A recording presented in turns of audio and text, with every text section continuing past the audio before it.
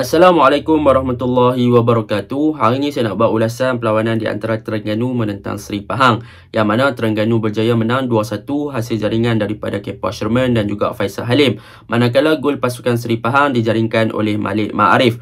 Pada perlawanan ini, Coach Nafuzi telah menukar pemain mereka di bahagian nombor 10 iaitu attacking midfielder dengan mengeluarkan Kipre dengan menggantikannya dengan Petrus Sitembi, yang mana dengan kehadiran Petrus Sitembi yang berperanan sebagai pemain attacking midfielder telah memberikan satu impak yang positif kepada corak permainan Terengganu untuk lebih menyerang. Manakala untuk pasukan Seri Pahang, nampak mereka agak struggle daripada segi build up dan juga corak permainan. Mereka tidak mampu execute dengan arahan-arahan yang diberikan oleh Christopher Gamble, dan memang nampak yang build up play mereka senang dipatah ataupun senang dibaca oleh pemain-pemain Terengganu, dan mudah untuk pemain-pemain Terengganu mematahkan build up yang cuba dilakukan oleh pemain Seri Pahang, sama ada melalui interception dan sebagainya.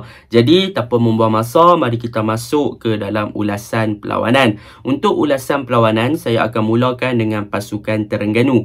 Apa yang boleh kita puji untuk pasukan Terengganu? Yang pertama yang boleh kita puji untuk pasukan Terengganu adalah di bahagian tengah mereka, iaitu gandingan Habib Harun, Manny Ott dan juga Petrus Sitembi. Yang mana untuk Habib Harun, bagi saya pada perlawanan ini beliau telah menjalankan tugas sebagai holding midfielder dengan sangat baik, yang mana beliau involve untuk membantu bahagian pertahanan dengan bagus, dan juga involve untuk membantu bahagian serangan juga dengan bagus. Jadi peranan beliau sebagai holding midfielder memang sangat-sangat cemerlang pada perlawanan ini, yang mana beliau pandai apabila permain Seri Pahang turun ataupun cuba untuk build up di bahagian tengah, beliau akan stay deep ataupun beliau akan melakukan tekanan kepada pemain-pemain Seri Pahang, ataupun beliau akan cuba untuk membaca gameplay ataupun build up yang cuba dilakukan oleh pemain Seri Pahang. Dan apabila beliau berjaya baca, beliau akan melakukan interception, dari mana apabila Seri Pahang melakukan passing, beliau akan menjadi orang pertama yang menekan ataupun melakukan interception hasil daripada passing pemain Seri Pahang tersebut.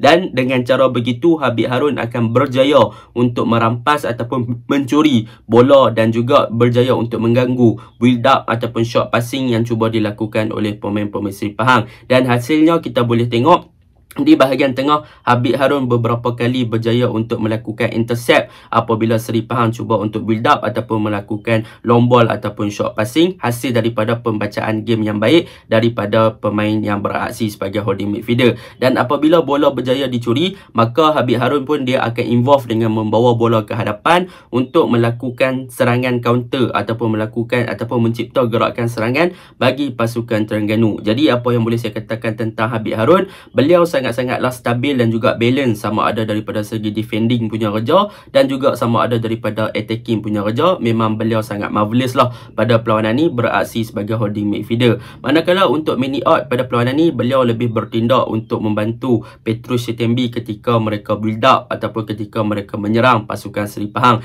yang mana gerakan-gerakan yang dicipta oleh Manny Ott banyak untuk memberi support kepada Petrus Sitembi yang bertindak sebagai attacking midfielder. Dan yang paling menarik adalah Manny Ott, dia tidaklah akan terlalu offense ataupun ke hadapan. Sebaliknya beliau lebih kepada pemain yang suka untuk menunggu di luar kotak penalti untuk melakukan percubaan jauh, yang mana kita boleh tahu long shot daripada Manny Ott ni memang sangat berbahaya. Dan pada perlawanan ni, Manny Ott berjaya untuk cipta satu gerakan ataupun satu penyudah daripada luar kotak penalti yang hampir memberikan pasukan Terengganu gol. Tetapi sayanglah bola tersebut agak melambung sikit. Tetapi daripada segi peranan untuk Manny Ott, memang beliau akan bertindak untuk lebih offense membantu Petrus Sitembi di bahagian serangan, dan beliau juga akan drop lebih ke bahagian central midfielder untuk beraksi sebagai pemain nombor 8 untuk backup Habib ketika Terengganu diserang ataupun ketika Terengganu bertahan. Jadi boleh dikatakan memang kalau Manny Ott ni dia boleh buat dua kerja juga macam Habib, tapi Habib lebih kepada holding, tetapi untuk Manny Ott dia lebih involve untuk offense. Tetapi kalau Habib memerlukan pertolongan, beliau akan involve membentuk dua center midfield bersama dengan Habib dan untuk membantu Terengganu bertahan. Jadi itu untuk Manny Ott dan juga Habib. Manakala untuk Petrus Sitembi, memang kita tahulah beliau bertindak sebagai attacking midfielder, dan dalam game-game yang lepas Kipre seakan-akan tidak menjadi, tetapi dengan kemasukan Petrus Sitembi ni telah mengubah sikitlah corak permainan pasukan Terengganu. Walaupun tak banyak, tetapi kita boleh nampaklah yang dengan kehadiran Petrus Sitembi, Terengganu boleh cipta beberapa gerakan serangan yang menarik, dan dengan hasil passing Sitembi Tembi yang ada vision yang bagus, passing accuracy yang bagus dan juga kreativiti yang bagus. Beliau juga boleh mencipta beberapa gerakan, tetapi sayangnya gagal disudahkan dengan baik oleh bahagian hadapan. Tetapi apa-apa pun beliau berjaya cipta satu assist kepada Kepa Sherman seawal minit kedua, dan ada beberapa gerakan yang lain yang berjaya dicipta oleh Petrus Tembi yang sepatutnya Terengganu skor, tetapi sayang Kepa Sherman gagal memanfaatkan peluang tersebut untuk menambah jaringan kepada pasukan Terengganu. Tetapi apa-apa pun peranan Petrus Tembi ni bukan hanya tertakluk kepada kawasan tengah, tetapi beliau juga pandai untuk bertindak sebagai wide attacking midfielder untuk membantu bahagian sayap. Jadi memang si Tembi adalah satu player yang dibawa masuk oleh Coach Nafuzi yang telah memberi sedikit harapan kepada attacking ataupun peranan nombor 10 untuk pasukan Terengganu lebih kreatif dan lebih hidup selepas beberapa game yang agak malap. Jadi itu untuk pasukan Terengganu punya midfield yang pertama. Yang kedua, yang boleh saya puji untuk pasukan Terengganu juga adalah tentang defend mereka, iaitu back 4, yang mana kita boleh tengok gandingan Papa Diakite dan juga Syarul Nizam bertindak dengan cemerlang pada perlawanan ini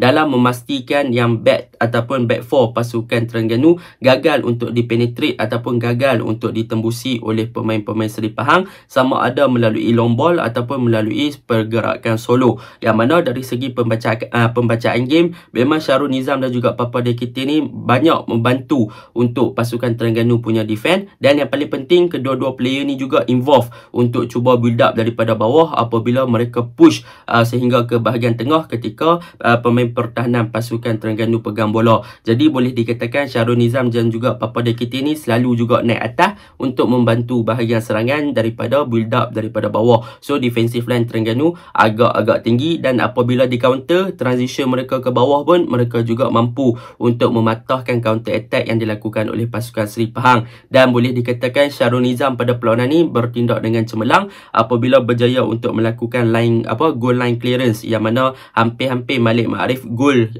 untuk percubaan untuk menyamakan kedudukan, tapi tindakan cemerlang daripada Syarul Nizam berjaya menyelamatkan gawang Terengganu. Jadi untuk defend Terengganu juga bagus, dan untuk fullback iaitu Azam Azmi, Azharul Nazaris di bahagian kanan, Alif Zakaria dan Arif Fazilah di bahagian di bahagian kiri. Keempat-empat player ni pada perlawanan semalam menunjukkan satu corak permainan yang menarik lah. Untuk Azam, walaupun bermain tidak lama dalam 20 ke 25 minit, beliau menunjukkan satu corak permainan fullback yang sangat ofensif, yang boleh saya katakan beliau berjaya untuk memastikan yang bahagian Terengganu ni memang sangat-sangat efektif ketika menyerang, dan beliau sering memberi support di bahagian kanan ataupun wide area pasukan Terengganu untuk membantu dengan buat overlapping, buat larian-larian dan juga masuk ke bahagian tengah dan sebagainya. Dan untuk bahagian kiri pasukan Terengganu, sama ada Arif Fazilah ataupun Alif Zakaria, mereka juga ofensif, tetapi kelebihan mereka adalah dari segi underlapping, iaitu masuk ke bahagian tengah, break untuk dapatkan hantaran-hantaran daripada pemain-pemain tengah seperti Petrus Tembi, Manny Ott ataupun Habib Harun. Mereka tak suka buat overlapping, tapi mereka buat underlap, yang mana bagi saya Alif Zakaria punya underlap memang padu, memang bagus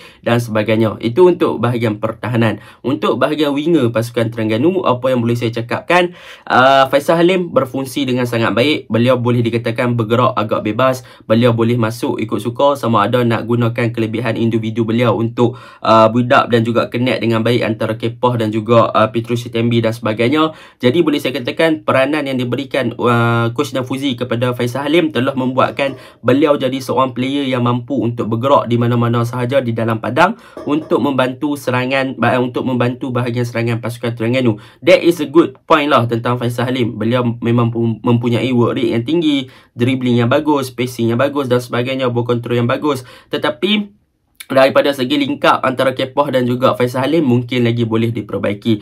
Jadi ada kelemahan yang Terengganu. Untuk kelemahan Terengganu, apa yang boleh saya katakan untuk perlawanan ini adalah mengenai mereka punya bahagian serangan, iaitu Kepa Sherman. Kepa Sherman pada perlawanan ini boleh dikatakan boleh dikatakan ada lebih daripada 2 atau 3 peluang yang sepatutnya beliau skor. Sepatutnya sebagai pemain striker berpengalaman dalam Liga Super dan juga selalu kena call up dengan negara dia, sepatutnya peluang-peluang tersebut beliau boleh skor dan juga boleh menyudahkan dengan lebih baik. Tetapi sayang disebabkan Kepa Sherman beliau gagal untuk sudahkan peluang-peluang tersebut. Tetapi apa-apa pun Kepa Sherman berjaya mendapat 1 gol dan daripada lingkap beliau dengan Faisal Halim juga agak bagus, cumanya perlu diperbaiki. Dia perlu perbaiki daripada segi passing dan juga boleh dikatakan decision making yang perlu dibuat perlu lagi cepat. Passing third dia dan juga final orang kata apa, final attempt yang mereka perlu buat adalah bagaimana mereka nak final decision tu yang penting. Bagaimana mereka nak menyudahkan, sama ada untuk melakukan hantaran ataupun melakukan penyudah. So benda tu perlu dibuat oleh Kepa Sherman untuk memastikan link up dia dengan pemain-pemain yang lain lebih baik dan juga finishing beliau juga lebih baik. Itu perkara yang pertama yang perlu Terengganu perbaiki.